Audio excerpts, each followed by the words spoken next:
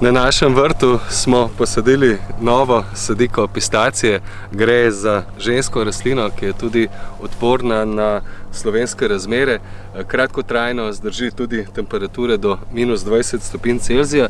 Cepljena pa je na divjo pistacijo, ki raste tudi v Sloveniji.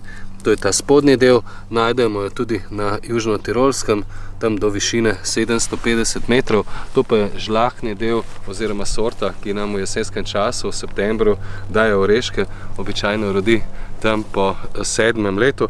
No, kar se tiče pistacije, dobro uspeva na jugozahodnih ledeh, to je rastlina sonca.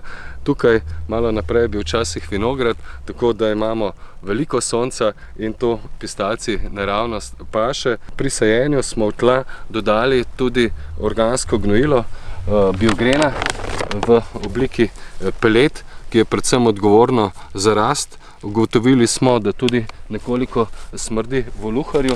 No, na dno sadilne jame pa gnojimo založno s kalijevim sulfatom. Ta je predvsem za plod, uporabljamo ga pri vsem sadnem drevju. To je zelo koristno, dovoljen je tudi v ekološki pridelavi. Kasneje ga ne moremo dodajati na vrh, ker se enostavno ne spira v nižje plasti. No, kar se tiče opraševanja, pistacija se oprašuje z vetrom. Pri nas že imamo posejene 2 sadiki, ki sta dobro prizemeli zimo in zato smo se odločili, da sadimo še eno. Običajno vrtičkarji sadijo 2 do 3 ženske rastline in eno moško za opraševanje.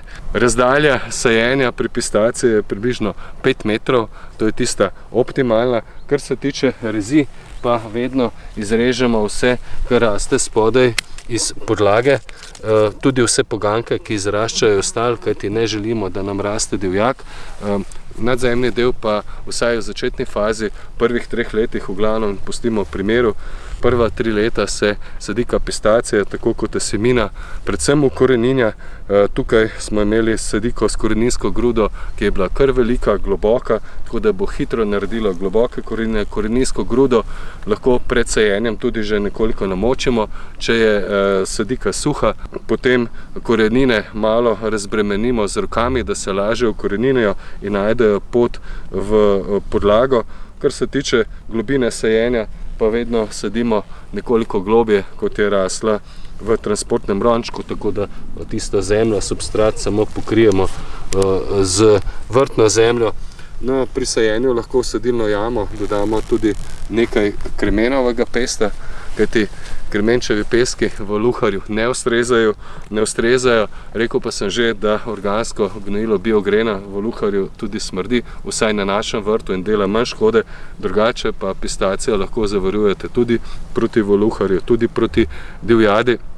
No, kar se tiče zalivanja, vsekakor izdatno zalijemo takoj po sajenju, kar eno zalivalko.